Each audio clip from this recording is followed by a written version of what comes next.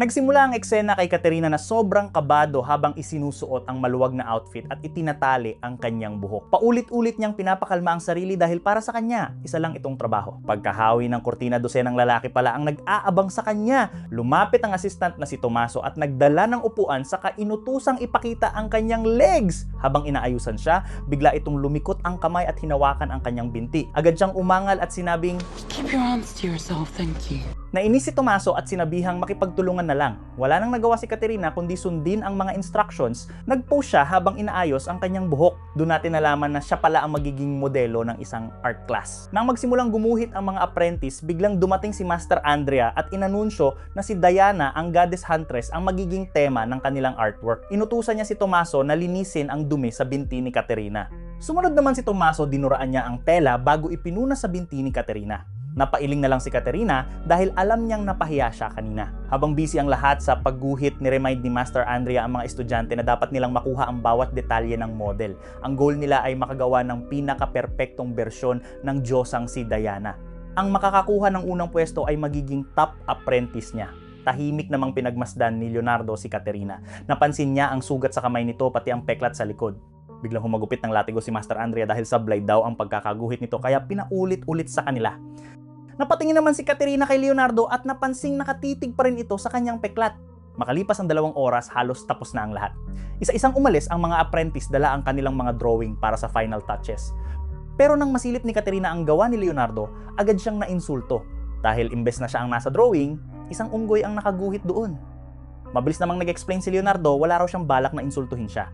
Ang ipinapagawa kasi ni Master Andrea ay isang perpektong diyosa. Para kasi kay Leonardo, hindi niya maikonekta ang ideyang iyon sa mga peklat at sugat na nakita niya kay Caterina kaya hindi niya nagawang iguhit ito. Kinabukasan, dumating ang araw ng submission, nakaayos sa mahabang pila ang mga apprentice habang isa-isang chain check ni Master Andrea ang kanilang mga artwork.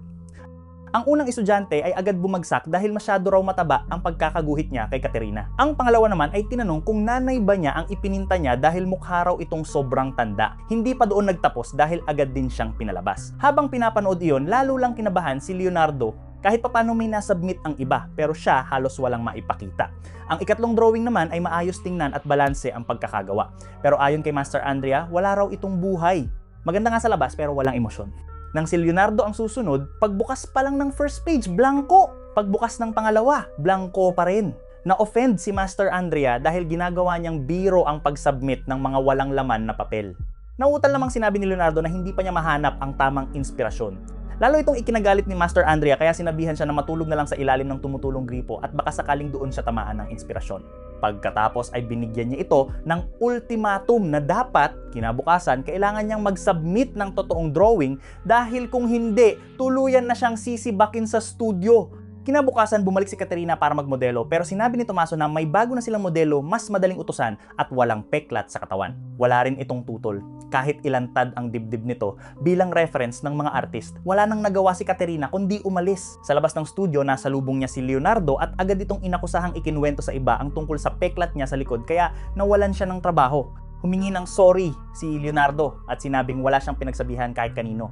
Bilang kapalit, inalok niya si Caterina ng dobleng bayad para muli siyang maiguhit. Nang makita nitong seryoso siya, pumayag si Caterina at isinama siya sa kanyang tirahan. Pagkatapos matanggap ang bayad, nagsimulang mag-pose si Caterina. Habang iginuguhit siya, nagpakilala si Leonardo at hiniling na ilantad lamang nito ang isang balikat upang mas makatotohanan niyang makuha ang mga kulay sa kanyang painting. Pagsapit ng gabi, palihim na bumalik si Leonardo sa studio para kumuha ng ilang colored pigments pero nadatnan niya doon si Master Andrea. Nang tanungin niya kung bakit gising pa to, inamin ni Andrea na may kinakaharap siyang malaking problema. Inatasan siyang maglagay ng isang 18 toneladang krus sa tuktok ng katedral. Pero habang kinakalculate niya ang project, na-realize niyang halos imposible itong magawa. Masyadong mabigat ang krus para sa mga kasalukuyang kagamitan at kahit maitaas ito, mahihirapan pa rin silang ilagay sa tamang posisyon. Mas nakakatakot, maaring bumagsak ang buong structure at masira ang reputasyong buong buhay niyang pinaghirapan. Sinabihan niya si Leonardo na matulog na lang dahil wala raw itong maitutulong sa problemang hindi niya mismo masolusyonan. Ngunit habang pinagmamasdan ni Leonardo ang usok ng kandila na unti-unting umaakyat, bigla siyang nakaisip ng ideya. Agad siyang nagtungo sa silid ni Andrea at nagsimulang mag-sketch ng bagong design, isang mas matalinong sistema na kayang kontrolin ang pag-angat at pagposisyon ng napakalaking krus. Buong gabi siyang nagtrabaho habang isa-isang binubuo ang ideyang posibleng makasagot sa problemang hindi masolusyonan ng kahit sino sa kanila. Kinabukasan nang makita ni Master Andrea ang disenyo, natulala siya, nanginig ang kanyang mga kamay habang binubulong. Imposible, bakit hindi ko naisip to? Alam niyang isa itong ideyang kayang baguhin ang lahat, kaya agad niyang sinimulan ang paghahanda para maisakatuparan ang plano. Mula sa mga maharlika hanggang sa karaniwang mamamayan, nagtipon ang lahat para masaksihan ito. Habang pinapanood ng buong syudad, unti-unting umangat ang 18 toneladang krus. Dahil sa 12 umiikot na gulong sa itaas, nabawasan ng husto ang kinakailangang puwersa kaya 2 tao lang ang kailangan para hilahin ito pataas. Pero ang pinakamahirap na bahagi ay ang pag-ikot nito sa tamang direksyon. Halatang kinakabahan si Master Andrea dahil nakasalalay rito ang kanyang reputasyon.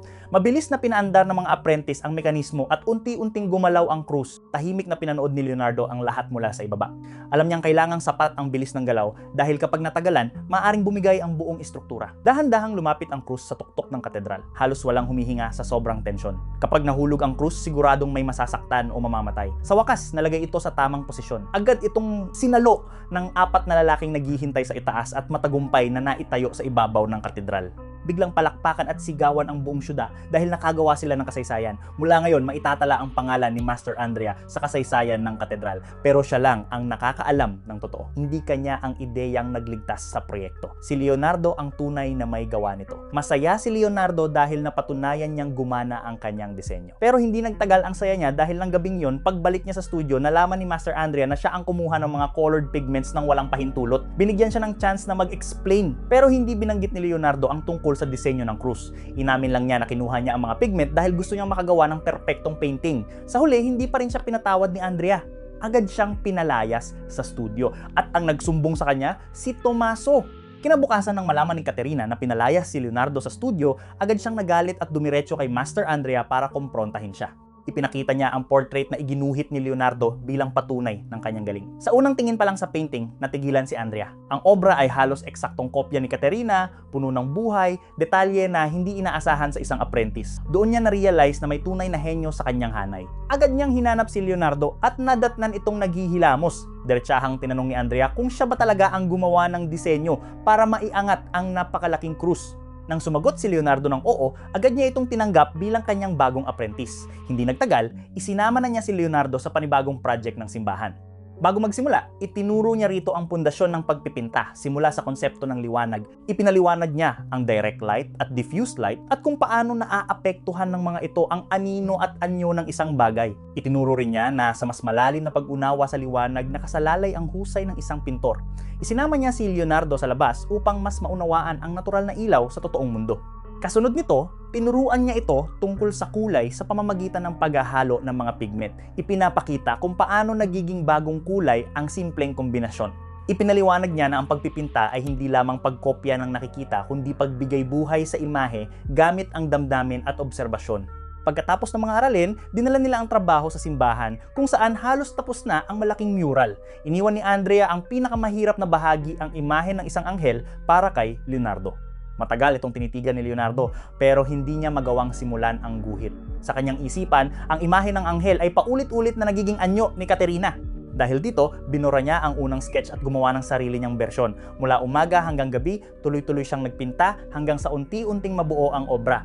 Kinabukasan, natapos niya ito sa detalye at lalim na hindi niya inaasahang kaya niyang maabot. Paglingon niya, natuklasan niyang matagal nang nakamasid si Master Andrea. Tahimik itong pinanood ang obra at kinilala ang pagbabago kay Leonardo. Hindi na siya simpleng apprentice kundi isang tunay na artist. Dumating ang araw ng pagbubunyag ng mural. Kasama ni Leonardo si Andrea sa engrandeng pagdiriwang kung saan sunod-sunod ang pagbati at palakpakan ng mga panauhin. Halos lahat ay humanga sa buong obra. Pero ang pinakatinampukan ay ang anghel na ipininta ni Leonardo. Maging si Ludovico Sforza ay labis na namangha. Dahil dito, inalok niya si Leonardo ng trabaho na may dobleng sahod at sarili nitong pagawaan. Pero magalang itong tumanggi. Para kay Leonardo, hindi niya kayang ipagkanulo ang tiwalang ibinigay sa kanya ni Master Andrea. Binalaan siya ni Ludovico na kapag tinanggihan niya ang alok na iyon, wala nang pangalawang pagkakataon. Pero nanindigan pa rin si Leonardo sa kanyang pasya. Habang pinupuri ng lahat si Leonardo, lalo namang nagliyab sa inggit si Tomaso. Noon, siya ang naniniwalang magiging pinakamahusay na alagad ni Master Andrea. Pero ngayon, tuluyan nang naagaw ni Leonardo ang pwestong iyon. Sinubukan na niya itong pabagsakin noon sa pamamagitan ng pagsusumbong, pero sa halip na tuluyang mawala, lalo pa itong nakilala, Dahil dito, mas lalo pang lumalim ang galit at inggit ni Tomaso. Hindi nagtagal, nilapitan si Leonardo ng isang lalaking modelo na nagsabing gusto nitong i-drawing siya at inimbitahan siya sa bahay nito. Pero habang naroon siya, palihim namang nagpadala si Tomaso ng liham sa hukom na inaakusahan si Leonardo ng immoral na gawain kasamang isang lalaki. Hindi nagtagal, inaresto si Leonardo at ikinulong. Agad siyang dinalaw ni Caterina at palihim na inabutan ng papel at lapis. Sa papel ay may maikling mensaheng nakasulat, "Huwag kang matakot." Dahil dito, unti-unting kumalma si Leonardo. Habang nakakulong, nagsimula siyang gumuhit ng mukha ng mga kapwa bilanggo. Isa sa kanila ay may kaugnayan sa isang mayamang pamilya ng mga banker. Labis nitong hinangaan ang talento ni Leonardo at kalaunan ay tinulungan siyang makalaya. Pero pagbalik niya, mabigat ang naging pasya ni Master Andrea. Pinalayas niya si Leonardo sa pagawaan. Kahit alam niyang napakahusay nitong pintor, ayaw niyang madamay ang sariling pangalan sa eskandalo. Alam niyang kapag pinanatili niya si Leonardo, maaari siyang mawalan ng mga magpapagawa at tuluyang masira ang reputasyong buong buhay niyang pinaghirapan. Habang wala nang matakbuhan si Leonardo, dumating ang isang bagong pagkakataon. Inimbitahan siya ng isang mayamang pamilya ng mga banker upang iguhit ang larawan ng kanilang anak na si Ginevra de Benci bago ito ikasal. Iisa lang ang gusto ng pamilya, isang larawang masaya, maliwanag at puno ng buhay. Pero nang makita ni Leonardo si Ginevra, kabaligtaran ang kanyang nasaksihan. Kitang-kita sa mukha nito ang matinding lungkot kaya naging napakahirap gawin ang ipinapagawa sa kanya. Pinayuhan siya ni Caterina na maging praktikal. Matapos siyang mapaalis sa pagawaan at halos masira ang kanyang pangalan, napakahirap nang makahanap ng panibagong pagkakataon. Kaya sinabi nitong mas mabuting iguhit na lang niya ang gusto ng pamilya kaysa sundin ang sariling pananaw. Bilang pasasalamat sa lahat ng naitulong ni Caterina, tinulungan naman ni Leonardo na makahanap ito ng bagong trabaho. Kinabukasan, magkasamang nagtungo sina Leonardo at Caterina upang makilala ang bago nitong amo. Samantala, sinimulan na rin ni Leonardo ang pagguhit ng larawan ni Ginevra de Benci. Pero mas mahirap ang trabahong iyon kaysa sa inaasahan niya. Minsan ay hindi ngumiti si Ginevra at nananatili itong malamig at walang emosyon kahit anong gawin o sabihin ni Leonardo. Ilang araw ang lumipas, pero ang likurang bahagi pa lang ng larawan ang natatapos niya dahil hindi pa rin niya makuha ang tamang ekspresyon ng mukha nito. Isang araw dumating ang matalik na kaibigan ni Ginevra na si Galeaso Maria Sforza. Pagkakita pa lang ni Galeaso kay Caterina, agad na itong nabighani rito. Samantala masayang sinalubong ni Ginevra ang kanyang kaibigan. Tahimik lang na pinagmasdan ni Leonardo ang lahat at agad niyang naunawaan na si Galeaso ang lalaking tunay na mahal ni Ginevra. Makalipas ang ilang araw, natapos din ni Leonardo ang larawan. Sa halip na sundin ang gusto ng pamilya nito, pinili niyang iguhit ang tunay na nararamdaman ni Ginevra. Makikita sa larawan ang lungkot sa kanyang mukha habang hawak ang dahong sumisimbolo sa pamilya ni Galeaso. Nang makita iyon ni Ginevra, natigilan siya at sakalang tunay na napangiti. Pero kabaligtaran ang naging reaksyon ng kanyang pamilya. Agad nilang winasak ang larawan at idineklarang wala silang ibabayad kahit isang barya kay Leonardo. Dahil wala na siyang ibang malapitan, humingi siya ng tulong sa kanyang tunay na ama.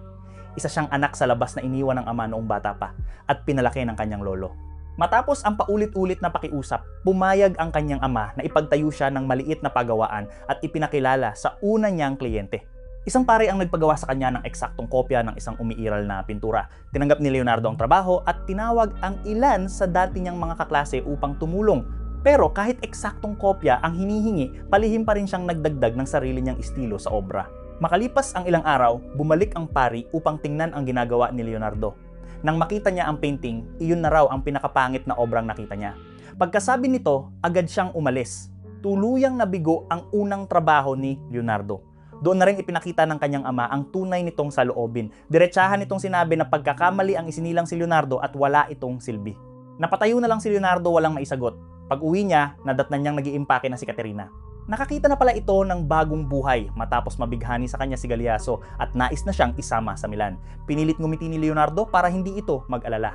Sinabi niyang maayos ang takbo ng kanyang trabaho at hindi magtatagal ay pupunta rin siya sa Milan. Naiwang mag-isa si Leonardo upang tapusin ang natitira niyang gawain. Maya-maya, dumating ang kaklase niyang si Uno at inaming siya ang may kagagawan ng lahat, kabilang ang pagpapakulong kay Leonardo dahil tinakot siya ni Tomaso. Pero sinabi ni Leonardo na matagal na niyang alam ang totoo dahil wala nang ibang kayang gumawa ng ganoong kalupit na bagay. Dahil sa matinding pagsisisi, humingi ng tawad at nakiusap na tanggapin siya bilang alagad. Pagkatapos nito, magkasama silang nagtungo sa Milan. Pagdating doon, napansin ni Leonardo na mas marami pang sundalo kaysa karaniwang mamamayan at halos wala ng puwang ang sining, kaya naghanap siya ng ibang paraan upang mabuhay. Nagsimula siyang magdisenyo ng mga kagamitang pandigma para sa hukbo ng Milan. Kahit minsan na niyang tinanggihan si Duke Ludovico, bumalik siya ngayon bilang isang inhinyero. Dinala niya ang mga disenyo ng kanyang mga kanyon, pero hindi man lang siya pinagsalita ng duke. Ibinalik lang nito ang mga guhit at sinabing wala siyang kailangan sa mga kagamitang pangdepensa.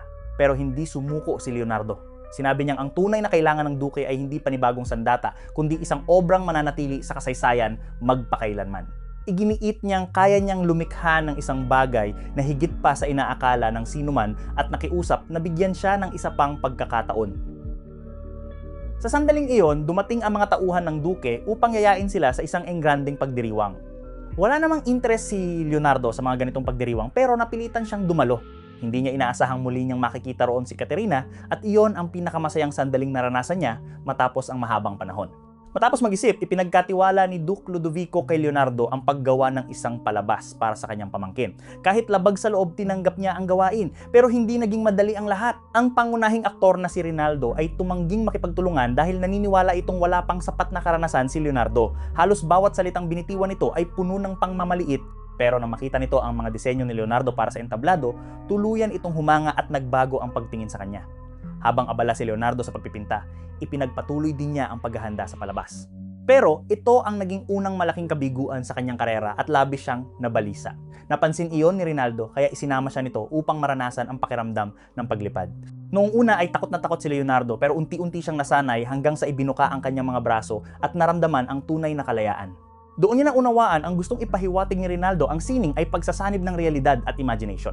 Habang iniisip niyang isa siyang ibong malayang lumilipad, sunod-sunod na pumasok ang mga bagong ideya sa kanyang isipan. Nang araw ding iyon, hindi sinasadyang nakita ni Leonardo ang katiwala na palihim na nakikipagkita sa isang lalaking may bota na may kakaibang simbolo. Halatang may binabalak ang dalawa. Pagsapit ng gabi, misteryosong nawala ang mga pigment ni Leonardo. Agad itong ipinaalam ni Uno pero imbes na mabahala, mas napukaw ang pansin ni Leonardo sa pagkaing inihahanda ni Rinaldo. Ang tagpong yun, ang kalaunay naging inspirasyon ng isa sa pinakasikat niyang obra. Hindi nagtagal, nagsagawa si Duke Ludovico ng isang engrandeng piging. Palihim namang nagwisik ng laso ng katiwala sa aso ng duke. Perpekto ang plano dahil maaari nitong mapatay si Ludovico at maibintang ang lahat kay Leonardo. Dahil madalas haplusin at kagahin ng duke ang kanyang aso, walang nakapansin sa nakaambang panganib. Habang nakikipag-usap si Ludovico sa kanyang mga panauhin, bigla itong pinagpawisan ng husto at nahirapang huminga. Napansin ni Leonardo ang may kulay na pulbos sa mga kamay nito at agad niyang naunawa ang nalason ang duke. Ilang sandali lang bumagsak ito sa sahig. Mabilis na ipinakuha ni Leonardo ang mga sangkap na kailangan upang makagawa ng panlunas. Agad niya itong hinalo at ipinainom kay Ludovico bago ipinatawag ang manggagamot upang ipagpatuloy ang gamutan. Pagkatapos noon, wala na siyang magawa kundi maghintay sa labas at umasang maililigtas ang duke. Habang naghihintay, lumapit si Caterina upang kumustahin siya. Nag-aalala itong baka si Leonardo ang mapagbintangan kapag hindi nahuli ang tunay na may sala. Habang dinadamayan niya ito, napadaan si Galeaso at nakita ang dalawa. Sa sobrang selos nang makitang malapit si Caterina sa ibang lalaki, hindi niya naitago ang kanyang pagkainis. Matapos ang magdamag na gamutan, tuluyan nang nalampasan ni Ludovico ang panganib at pahinga na lamang ang kailangan upang tuluyang gumaling. Sinamantala ni Galeaso ang pagkakataon at hinarap si Leonardo sa harap mismo ni Duke Ludovico. Itinanong niya kung paano nalaman ng isang pintor ang paggawa ng panlunas sa lason. Kalmadong ipinaliwanag ni Leonardo na maraming pigment sa pagpipinta ang may nakalalasong sangkap at dahil matagal niya itong pinag-aralan, alam niya kung paano ito malalabanan. Pinasalamatan siya ni Ludovico at inihayag na matutuloy ang palabas gaya ng nakatakda. Pagsapit ng araw ng palabas, binalaan ni Galeaso si Caterina na wag nang makipagkita kay Leonardo dahil ibabalik siya sa Florence kapag sinuway niya ito. Wala nang nagawa si Caterina kundi manahimik. Naging napakagarbo ng palabas. Napuno ng usok ang entablado, lumipad ang mga mekanikal na ibon at walang tigil ang palakpakan ng mga manonood. Pagsapit ng gabi, lalo silang namangha sa palabas ng apoy. Pero nang lumabas si Rinaldo sa huling bahagi ng pagtatanghal, biglang napansin ni Leonardo ang simbolo ng leon sa bota nito. Siya pala ang lalaking nakita niyang kausap ng katiwala. Akmang susugod si Leonardo pero naunahan na siya ni Galeaso at agad itong pinatay sa harap ng lahat. Mas nakagulat ang naging reaksyon ni Ludovico. Nanatili siyang kalmado at inihayag na iyon ang kapalaran ng bawat taksil. Matagal na pala niyang nalaman ang balak ni Rinaldo at ng katiwala na paslangin siya at agawin ng kapangyarihan kaya ginamit niya ang mismong palabas upang ilantad sila at ipakita ang kanyang ganap na kapangyarihan. Pagkatapos ng palabas, ipinagkatiwala ni Ludovico kay Leonardo ang paggawa ng napakalaking rebulto ng kabayo bilang parangal sa yumao nitong ama. Tinawag niya ang dati niyang mga kaklase upang tumulong pero agad niyang napagtantong isa ito sa pinakamahirap na proyektong haharapin niya. Napakarami ng kahangahangang rebulto ng kabayo sa mundo kaya hindi magiging madali ang paglikha ng isang obrang tunay na naiiba. Sinimulan niyang pag-aralan ang mga totoong kabayo. Madalas siyang pumunta sa kuwadra upang pagmasdan ang bawat galaw ng mga ito at hinahawakan pa ang kanilang katawan upang maramdaman ang hugis ng mga kalamnan at pangangatawan. Biglang kumulog at kumislap ang kidlat. Nagulat ang kabayo at tumayo sa dalawang hulihang paa habang malakas na humahagikgik. Doon nakahanap ng inspirasyon si Leonardo. Agad siyang bumalik sa pagawaan at iginuhit mula sa alaala ang anyo ng kabayo. Kasabay nito, nagpasiya siyang huwag itong ukitin sa bato kundi buuin muna sa kahoy at luwad bago balutan ng bronse. Agad silang gumawa ng bakal na balangkas at unti-unting binalutan ito ng luwad. Paulit-ulit na sinusuri ni Leonardo ang rebulto pero hindi pa rin siya nasiyahan. Naalala niya ang sandaling tumayo sa dalawang paa ang kabayo. Kung nais niyang maipakita ang tunay nitong lakas at karangyaan, ganoon din dapat ang magiging posisyon ng rebulto. Pero alam niyang mapupunta ang buong bigat sa mga paa, kaya naisip niyang maglagay ng rebulto ng isang kalaban sa ilalim ng unahang mga paa upang magsilbing suporta nang hindi nasisira ang dramatikong anyo. Pinaalalahanan siya ni Uno na napakarami na nilang oras ang ginugol sa proyekto at kailangan itong maipasa sa loob ng linggong iyon. Kapag nagsimula silang muli, malamang na mabigo sila, pero tumanggi si Leonardo na ikompromiso ang kanyang obra at inutusan ng lahat na magtrabaho buong magdamag hanggang matapos ito. Habang abala si Leonardo sa rebulto, pinalayas naman si Caterina ni Galeazzo dahil sa pakikipagkita kay Leonardo. Sa kabutihang palad, nagustuhan si Caterina ng asawa ni Duke Ludovico kaya pinayagan siyang manatili. Pero mas malaking problema ang sumunod dahil maging si Duke Ludovico ay nabighani rin sa kanyang kagandahan. Sinabi ng kanyang asawa kay Caterina na kasalo niya sa hapunan ang duke nang gabing iyon silang dalawa lang. Binigyan pa siya nito ng bagong damit na isusuot. Malinaw ang balak ni Ludovico pero wala ring nagawa ang kanyang asawa kundi tanggapin iyon. Sa tingin nyo, ano ang mangyayari kay Caterina ngayong pinag-iinteresa na siya ni Duke Ludovico? Mapipilitan kaya siyang isakripisyo ang sarili? Ang ganda kasi talaga niya, no? Aminin nyo, kahit sino siguradong mai-inlove. Kung gusto nyong mapanood, ang part 2 comment nyo lang sa baba. Salamat dahil umabot ka hanggang dito and mag-subscribe ka na rin ha. Thanks guys.